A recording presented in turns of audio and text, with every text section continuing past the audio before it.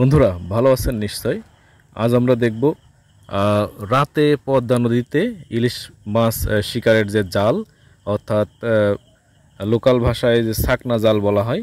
বড় বড় দুইটি বাঁশ এর সাথে যে জাল, ডিম্বাকৃতির একটি জাল, অর্থাৎ ফানেল আকৃতির মনে হয়।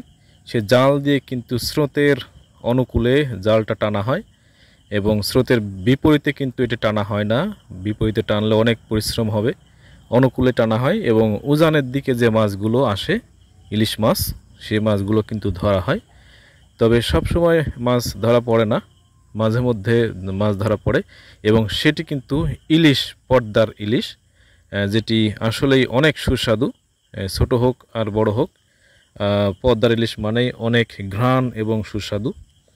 তো এই যে আমরা কিন্তু সন্ধ্যার সময় সন্ধ্যা নাগাদ এখানে এসেছিলাম। এখন কিন্তু রাত হয়ে গেছে। তো রাত্রে কিন্তু এই ছাকনা জাল টানা হয়, কারণ রাত্রে ঠান্ডা থাকে। এই ঠান্ডায় কিন্তু খুব একটা বেশি পরিশ্রম হয় না। তো অনেকক্ষণ, প্রায় 3-4 ঘন্টা 5 ঘন্টা জাল টানলে তাদের হয়তো 4টা-5টা ইলিশ মাছ তারা মারতে পারে।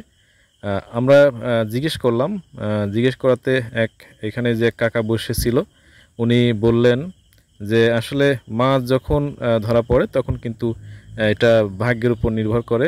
এক ঝাঁক আসলে, ইলিশ মাছের ঝাঁক আসলে কিন্তু অনেক দ্রুতই অনেকগুলো মাছ ধরা পড়ে। তাছাড়া ঝাঁক না আসলে কিন্তু ঘন্টার পর ঘন্টা ওয়েট করতে হয়, এভাবে জাল টানতে হয়। তো যাই হোক, ইলিশ মাছের যে দাম এবং এখন যে ডিমান্ড, তাতে ঘন্টার পর ঘন্টা এভাবে জাল টেনে 3-4টা মাছ পেলেও কিন্তু তাদের কিন্তু পুষিয়ে যায়। আর এই নদীর মাছ কিন্তু অনেক সুস্বাদু, আর তারা কিন্তু ফ্রি টাইমে এই জালটা টানে। এই পদ্মা নদী, যার কিন্তু অনেক মিথ রয়েছে এই রাতে মাছ শিকারের। আমি জানতে চাইলাম এই এক কাকার কাছে যে আসলে তারা রাতে মাছ শিকার করার সময় কোনো ভয় ভীতি পেয়েছে কিনা, বা কোনো অপ্রীতিকর দৃশ্য চোখে পড়েছে কিনা, বা ভয় পেয়েছে কিনা।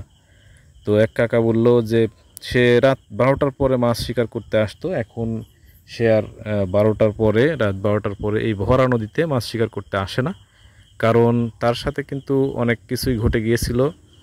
তো আমি জিজ্ঞেস করলাম যে কী ধরনের ঘটনা ঘটেছিল।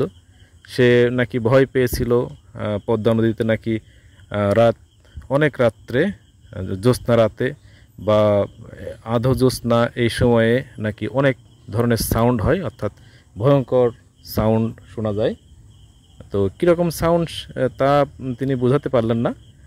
আর অনেক দূর থেকে নাকি লাইট জ্বলতে দেখা যায়, সেটা যে জেলেরা মাছ শিকার করে সেই দিকেই চলে আসে আস্তে আস্তে, কিন্তু একেবারে কাছে আসলে সেটা মিলিয়ে যায়। সেটার জেলে নৌকা না, সেটা অন্য কোনো লাইট ছিল।